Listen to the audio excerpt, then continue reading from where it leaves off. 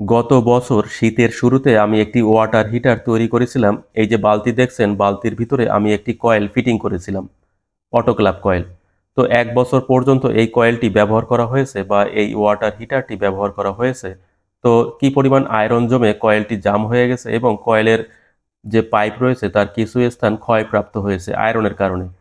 তো এই কারণে আমরা কয়েলটি ভালো থাকা অবস্থায় আমরা পরিবর্তন করে দিচ্ছি, আর একটি নতুন কয়েল এখানে ফিটিং করে দেব।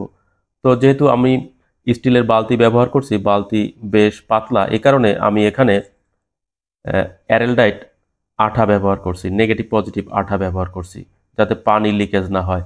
তো এই কয়েলটি যেখানে ফিটিং করার হয় অটোগ্লাফে, সেখানে আঠা ব্যবহার করা হয় না, কারণ অটোগ্লাফের যে বডি সেটা পুরুত্ব বেশি এবং এই বালতির পুরুত্ব খুবই কম। এ কারণে আমি আঠা ব্যবহার করছি। তো আশা করি আরও বেশ কিছুদিন এই বালতি ব্যবহার করা যাবে। দেখেন বালতির যে বডি রয়েছে সেটা আয়রন জমে প্রকার জাম হয়ে রয়েছে।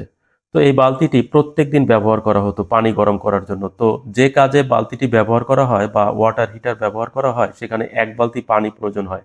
ইলেকট্রিক কেতলি ব্যবহার করে ওই পানির চাহিদা পূরণ করা যাবে না, কারণ ইলেকট্রিক কেতলিতে অল্প পরিমাণে পানি গরম করা যায়। এবং এখানে যে বালতি দেখছেন সেটা বেশ বড় আকারের একটি বালতি।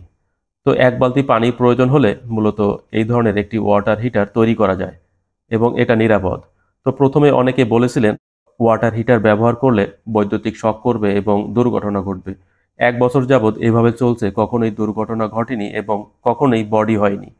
দেখেন আমি নতুন একটি কয়েল এখানে ফিটিং করে পানি গরম করছি। তো পূর্বের ভিডিওতে আমি আপনাদের দেখিয়েছিলাম, হাত দিয়ে দেখিয়েছিলাম এটা বডি হবে না। যদি বডি হয় তাহলে ব্রেকার ট্রিপ করবে, কারণ আমি এখন আর্থিং সংযোগ করে দিয়েছি বডির সাথে। ওই যে আয়রন সকেট রয়েছে, সকেটের সাথে আমি আর্থিং সংযোগ করে দিয়েছি। আপনারা 3টি কেবল দেখতে পাচ্ছেন, রাউন্ড সকেটের সাথে আমি আর্থিং সংযোগ করেছি।